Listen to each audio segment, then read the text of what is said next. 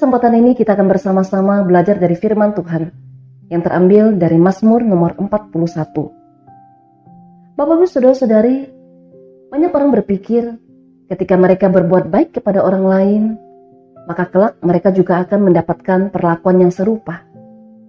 Apakah benar demikian? Tidak selalu demikian Bapak Ibu Saudara.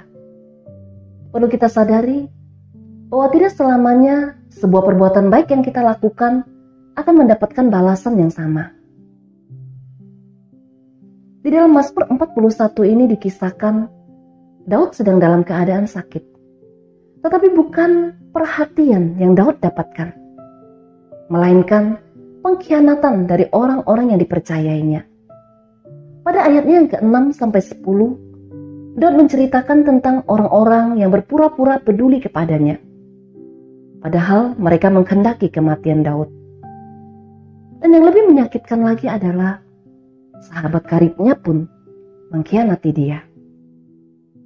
Hal inilah yang dialami oleh Daud pada saat itu.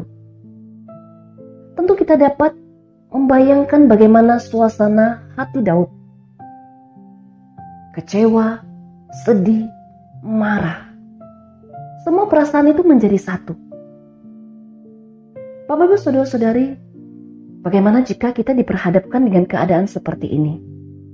Bagaimana kita akan menyingkapinya?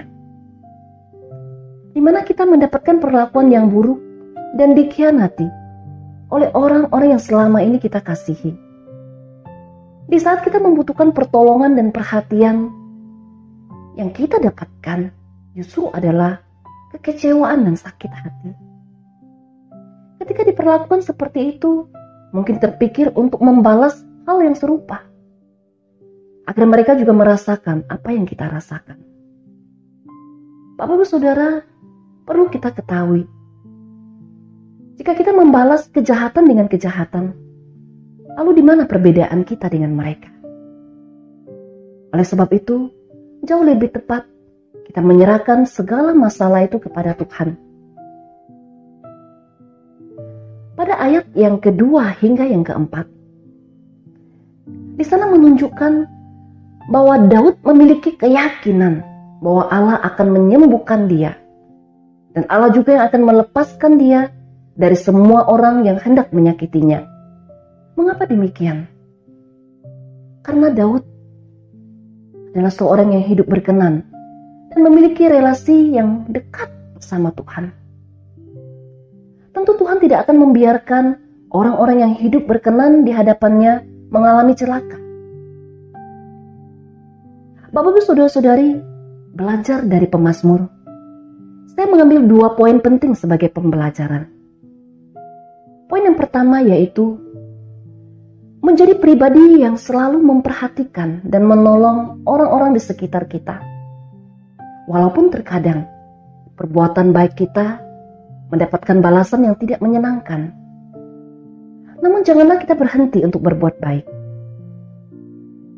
Poin yang kedua adalah menjadi pribadi yang memiliki pengenalan yang benar kepada Tuhan.